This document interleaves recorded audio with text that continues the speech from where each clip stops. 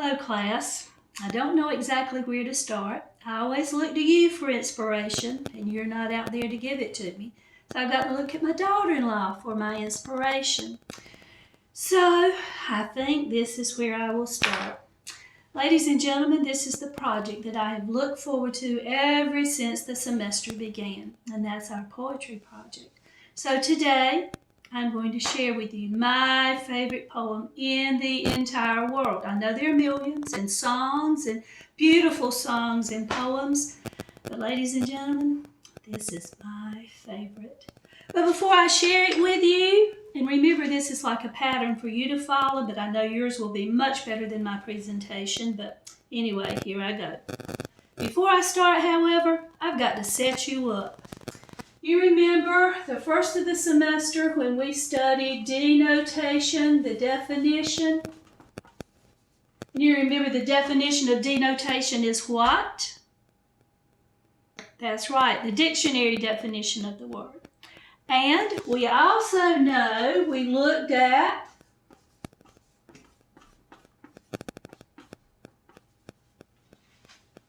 and what does connotation mean?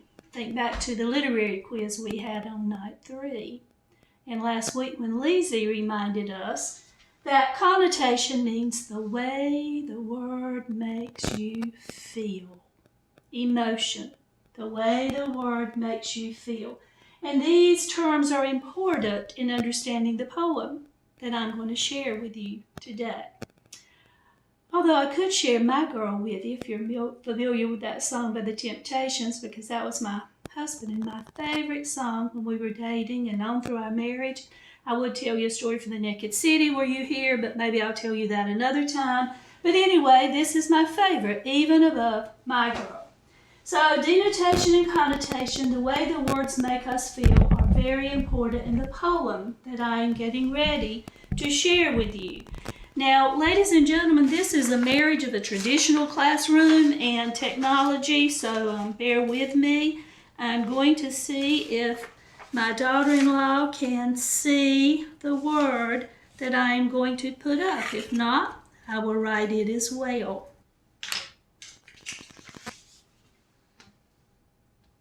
I can see it.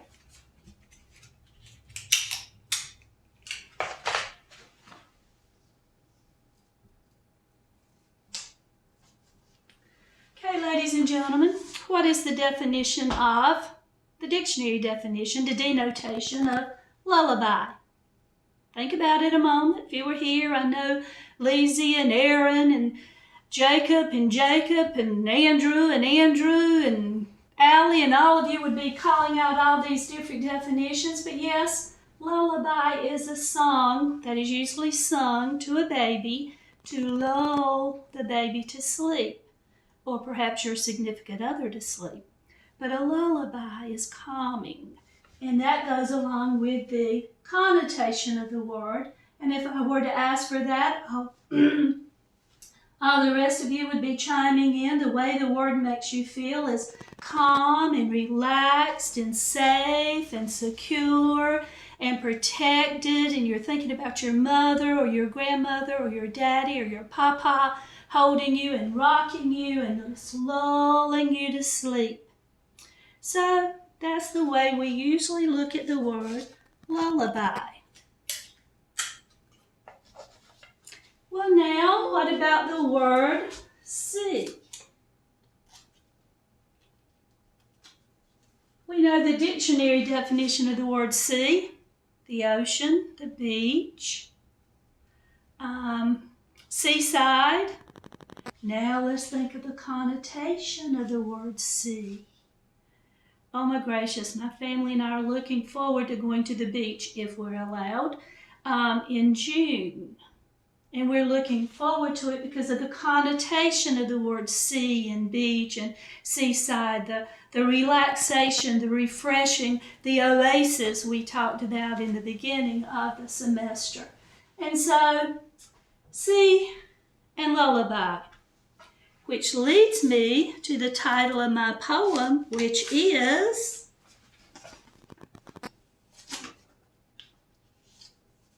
Sea Lullaby by Eleanor Wiley. And now, ladies and gentlemen, get all your movements out. You're getting your Coke or whatever you're going to do, or whatever it is you're going to get, because once we present, whether it's I or one of you, we want utmost quiet and stillness out of respect to each other. So get whatever it is you're going to get. Get all your wiggles out. And here we go. Sea Lullaby. Sea Lullaby by Eleanor Wiley. The old moon is tarnished with smoke of the flood. The dead leaves are varnished with color like blood. A treacherous smiler with teeth white as milk. A savage beguiler in sheathings of silk. The sea creeps to pillage, she leaps on her prey. A child of the village was murdered today. She came up to meet him in a smooth golden cloak. She choked him and beat him to death for a joke. Her bright lights were tangled, she shouted with joy. With one hand she strangled a strong little boy. Now in silence she lingers beside him all night, washing her long fingers in silvery light. Sea Lullaby by Eleanor Wiley. Now you think I'm crazy, I know, for that being my favorite poem out of the entire world, but we will get to that and discuss all of that momentarily. But now we want to think about the rubric.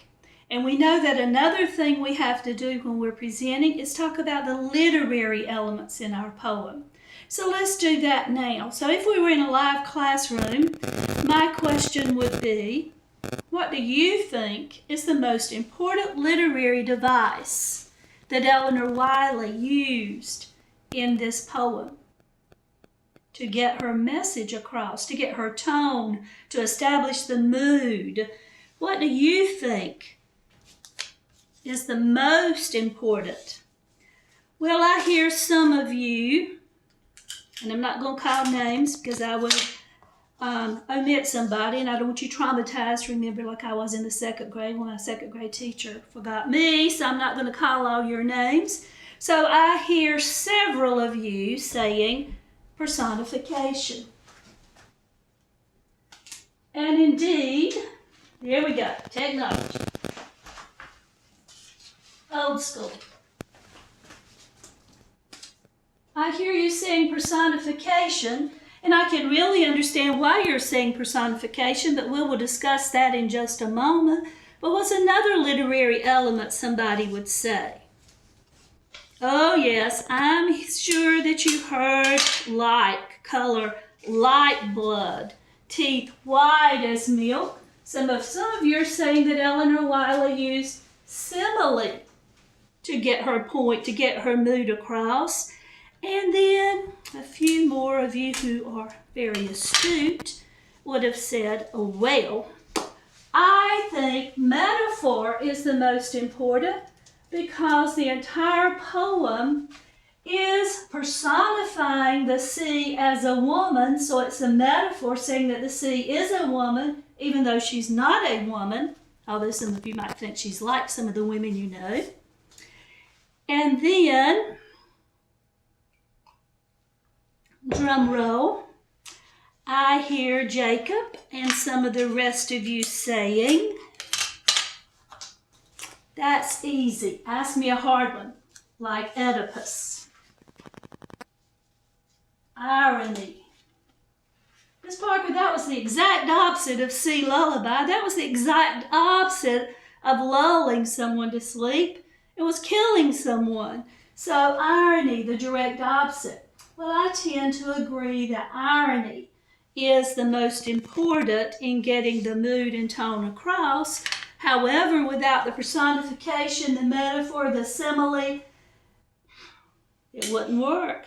So do you see how all of these elements work together in a poem or in a song to get the point across, to get what the artist, what the songwriter wants us to get from his or her poem or song. Well, here are some of the others that some of you were saying. Imagery. Now, what is the definition of imagery? Do you remember that one? Yeah, what it causes you to see and feel and hear and taste. So, vivid imagery in C, lullaby, which we will discuss momentarily, I promise.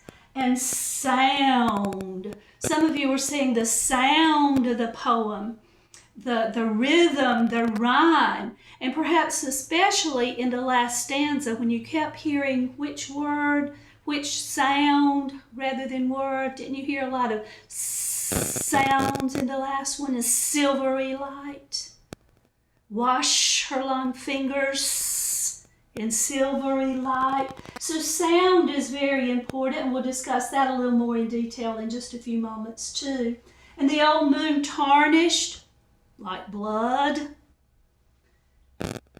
So sound and rhythm, and you know rhythm and rhyme go along in poetry and in music. The rhythm is the beat, the foot, the meter pattern, just like in music, the foot, the meter pattern. And then rhyme, we know how to do the rhyme scheme, and we will talk about that a little later too. Well, even though we heard a lot of S's in that last stanza, you know, alliteration has to be initial consonant sounds. But we saw some initial consonant sounds throughout the poem as well. So yes, those of you who said alliteration, it is very important because that helps get the sound, the mood, the tone, the rhythm, the rhyme all going. Now, who remembers the definition of assonance? It's not exactly the opposite of alliteration. It is vowel sounds, but internal vowel sounds, whereas alliteration is the initial consonant sound. Assonance is internal vowel sounds that keep being repeated that will help with the rhythm and the rhyme and the beat and the sound. And oh yes, those of you who talk about word choice, like in your paper 1 and paper 2 on short stories and drama, yes, the author's word choice, Eleanor Wiley's word choice, her diction is very, very important to get her message across and to establish her mood and her tone. So now let's look at the poem, because remember, part of the rubric says I have to show you the words, and I expect you to hold me to that rubric just like I will hold you to the rubric. So here are the words to C, lullaby, which we now shall discuss the literary elements that we just listed, and maybe find some more as we talk, because you'll inspire me, even though you're really not here, with maybe some more. If you were here, I would let you choose which color we're going to write with. But you're not here, so I'll let my daughter-in-law choose. Red. Okay, what shall we do first, class? Inspire me. Okay, you're not here too, so I'll have to let the Holy Spirit inspire me. So I think we'll start with rhyme scheme. Do you remember how we talked about looking at the last word in the poem to see whether it rhymes or not? Let's look at that. So we know, based upon what you told me last week, we look at the last letter or the last word in each line. Tarnish would be an A. Is there a word in that stanza that rhymes with tarnished? Oh yeah, varnished. And then we look at flood, And then we look at flood, which we know would be a B. Is there another word that rhymes with flood? Oh yeah, blood. So A, B. Now if you look through all the stanzas, you're going to see that same pattern. Smiler, beguiler, milk, silk, pillage, village, pray today, hymn, cloak, joke. Yes, even though they're the same words, I rhyme, say it rhymes. Tangled, strangled, joy, boy, lingers, fingers, night, light. So Eleanor Wiley has a set pattern here. Every other line rhymes. And we see that every stanza has 4 lines. That's called a quatrain. So we've got 1, 2, 3, 4, 5, 6 stanzas, 4 lines each, quatrains. And we're listening to the beat. The old moon is tarnished with smoke of the flood. The dead leaves are varnished with color like blood. So forth and so on. And the way you would mark that is a short for a short sound and a long for a long sound, just like you used to mark words in the lower grades when you were having to figure out the accented and unaccented syllables. So we could go through and mark it and find out the bum, ba bum, ba bum, the beat patterns, but I think you can hear those. And we would look at the foot pattern. So if it takes 2 of these to equal 1 foot, let's see the foot pattern. The old moon is tarnished with smoke. The old moon is tarnished. 6 syllables. So that would be 3 feet, which would be trimeter. The old moon is tarnished. Now let's look with smoke of the flood. With smoke of the flood. How many? 5. 5 syllables. That's irregular. The dead leaves are varnished. You got 6 again. With color like blood. 5. And you can do all of your stanzas and you're going to find that Eleanor Wiley stuck with that same pattern. A treacherous smiler with teeth white as milk. A savage beguiler in sheathings of silk. And you could do all the verses and find out that she's got that set pattern, that set rhythm. And you know what, ladies and gentlemen? I think she did that to kind of get the rhythm of the ocean as the waves wash in. And then let's look at the last stanza when we were talking about sound. Now in silence she lingers beside him all night to wash her long fingers in silvery light. What effect do you think the sound of the S has? Now, we can't just say, oh, the S sound is repeated, blah, blah, blah. There's a simile, there's a metaphor. You got to tell the effect it has. Well, ladies and gentlemen, think about the beach and lying out and hearing the waves coming in. And also think about a lullaby and how that sound would lull someone to sleep. So, a reason for the S sound. Now, those of you who said simile, yes, we do see similes. The dead leaves are varnished with color like blood. Now, what is the effect of that simile? What does it do? What does that simile foreshadow? You can get you a chair and pull it up. There's some in there. Oh, no, My granddaughter has come in, ladies and gentlemen. So the simile helps establish the mood, doesn't it, class? Dead leaves, varnished, color like blood.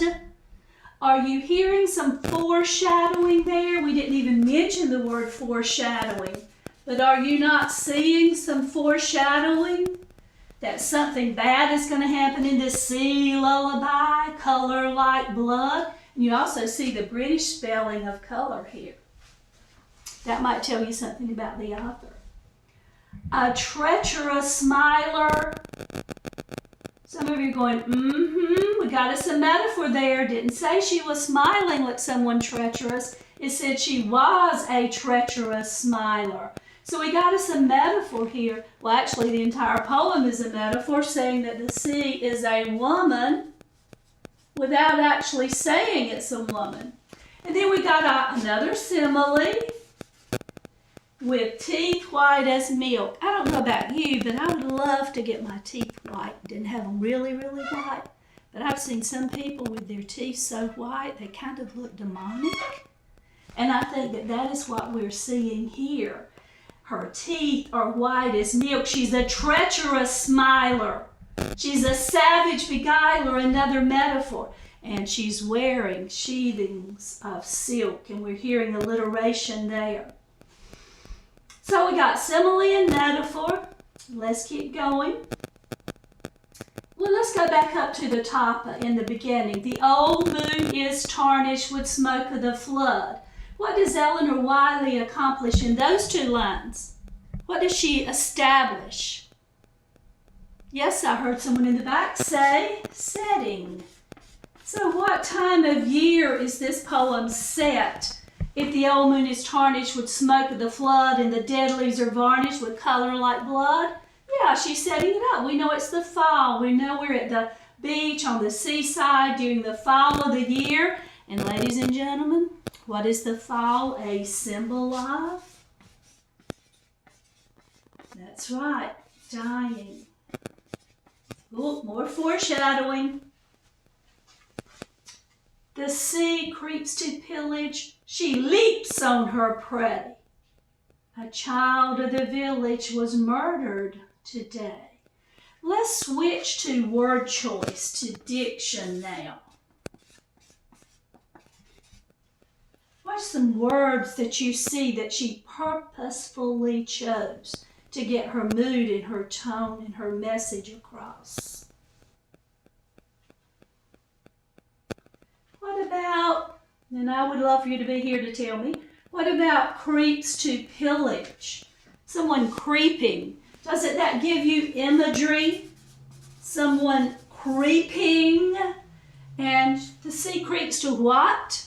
Pillage. What does pillage mean? Don't you think of that war and soldiers pillaging a village, raping, stealing, killing, taking everything that they can? The sea creeps, sneaks up on. She creeps to pillage. And look at the word choice. Leaps, not jumps, not encompasses, leaps. You get a picture, an image, word choice. That her word choice helps with her imagery. She leaps on her what? Her prey. If something is your prey, you've got a motive. You've got a reason. You're stalking that person or that thing. It's your prey. And so it's like the sea is stalking somebody. Uh-oh. Now look who the sea is stalking. Child. Oh, that has a lot to do with the mood right there. It's a child that the sea is after. It's a child that the sea creeps to pillage and leaps on and is called her prey. And not just any child, ladies and gentlemen. A child of the village. A child that is well known, that is loved, not just someone there on vacation. A child of the village. Now look at the next line. Could have said killed, could have said drowned, but it said murdered. Do you see the personification here? The sea has a plan. The sea has decided, I am going to murder this little boy today. I don't care that he's loved in the village. I am going to murder him today. Now, ladies and gentlemen, you might not see this, but this is the reader's response, the imagery that I see here. I see a little boy at home and his mother saying, son, you can go for a walk down the beach. Do not go in the water. I know it's going to entice you. I know you're going to want to go in. I know it's going to look good, like the creek looks good to my grandchildren. I know you want to, but don't, because the sea is a dangerous place. There's undertow. Don't go in the sea. You can walk, but don't go. And I see that little boy just walking down the beach, and I see the waves calling his name. Come on in. The water's fine. Like, oh, brother, where art thou? Come on in. The water's fine. And so naturally the little boy listens to the sea and walks in, even though his mother had told him not to. I see him walking in because he's strong. He can take care of himself. I don't need anybody. I got this. It'll be fine. But remember how Eleanor Wiley set us up here with the sea? She's a treacherous smiler. She's going to trick you. Her teeth are white as milk. She's a savage beguiler. Beguiler means someone who tricks you. And she's wearing those beautiful clothes. The waves looking so inviting. Come on in. Come and join me. And this will sound strange to you, but I also see a mother talking to her grown son saying, "Son, don't date that woman. She looks good. She's wearing some pretty clothes. She's smiling really pretty. But son, she's a savage beguiler in sheathings of silk. She's a treacherous smiler. She's going to leap on you like prey." I hear that boy saying, that man saying, "I can take care of myself. I know what I'm doing." Goes right into the plan. And then I'll finish that story when we get to, I'll go ahead and finish it now. And so the mother has warned the son, but the son goes ahead and sees the woman. And then in this last stanza, after she has emotionally killed him, now in silence she lingers beside him all night to wash her long fingers in silvery light, like, "What did I do? I'm innocent. I didn't do anything." But the mother told the son, "Take a lesson here. Just like this little boy did not listen to his mother and went out into the sea. And now that it's over, the sea acts so innocent, just washing her long fingers in silvery light. The little boy lying there. I can see the mother walking along the beach looking for her son, frantically looking for him, and then finding him there in the edge of the water. And the sea just gently lapping at him like, 'Here is your son. I didn't do anything.'" Now you're going to think I am crazy because I see a cat here. Can anybody else see a cat there? I'll tell you why I see a cat. Once upon a time, my husband and I had a cat. And one day, the cat's meowing at the door and meowing. Will not give up until we go to the door. And you know what she has? She has a present for us. It's a little baby rabbit, just mauled to death. But she's presenting it to us as a present, whereas I'm kind of hysterical about it. To her, it was like, "What have I done? This is my gift to you." Because that's the nature of the cat, to creep to pillage and leap on her prey. And then, so innocent, "It's my gift to you. Here, take it. I love you. I want you to have it." And here the sea is, acting so innocent, because, ladies and gentlemen, isn't that what the ocean does? Isn't it also treacherous? Doesn't it also have that undertow? Some of you might have almost drowned before, and you know that feeling, that the sea can look so calm and inviting and invigorating, and then turn on you, and there's that undertow. But that's the nature of the sea. And so we're seeing imagery throughout. Now, how? We see an adverb in this one. How does she attack the little boy? She came up to meet him in a smooth golden cloak, just like that woman comes to meet you at the door. But she choked him and beat him to death. Why? For a joke. Just wanted to. There you go. No other reason. She choked him and beat him. And if you've almost drowned or you've gone under the water and you've choked, you know that feeling. And you come out of the ocean and your chest is all red where it's beating you. You know the feeling. The sea just did it for a joke. But she lured him. And then she got him. Still a description of the sea, still imagery. Her bright locks were tangled. What do you think that's a reference to, class? The sea has hair and it looks all tangled. I don't know about you, but I'm seeing that seaweed in it and all that stuff in the waves, the foam and all that. Her bright locks were tangled, kind of like my hair tangled. And the ocean just shouts for joy. You can hear the roar of the ocean when it comes in that way. And then look at this line, the imagery in this line, the power in this line. With one hand, she had the other hand behind her back. With one hand, she strangled a strong little boy. Now, why do you think Eleanor Wiley took the time to tell you it was a strong little boy? Because she wanted you to know how much stronger the sea is. And when we think sometimes we have all this control and all this power, other things are much stronger. Take care of myself, don't have to listen to my mother. And then we see the innocence of the sea with the lulling S sound, which goes back to the word lullaby. Shh.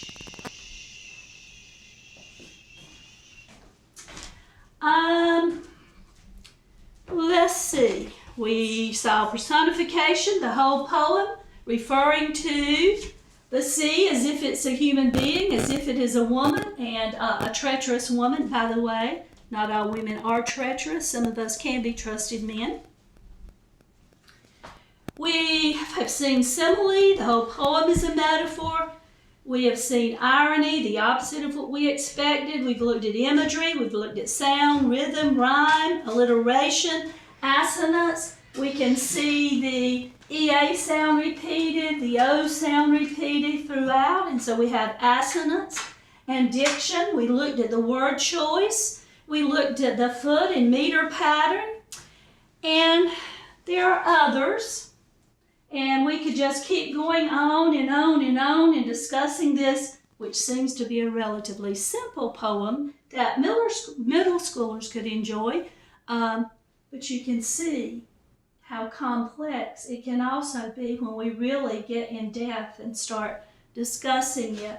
We saw alliteration like in Sheathings of Steel, Savage Beguiler, the word choice, the similes, treacherous, smooth golden cloak. We see all of those important word choices that Eleanor Wiley uses to get her point across. So, you think we're through kind of tearing the poem apart? You think we've done enough to pour out Eleanor Wiley's work that she really didn't mean for us to do? Okay, so now looking at that rubric, what else do I have to tell you? That's right. Why it's my most favorite in the entire world. Even trumping My Girl. Well, I usually cry during this part, but I will try my best not to while I tell you why it's my favorite. Once upon a time, a long time ago, I was in high school. I really was. And I had this mean English teacher. I got to tell you how mean she was. How mean she was. And she taught the AP courses, so if you were planning on going to college, you had her all 4 years. I had this mean English teacher the entire time. Well, I got her, well, no, we had different teachers freshman and sophomore year. It was just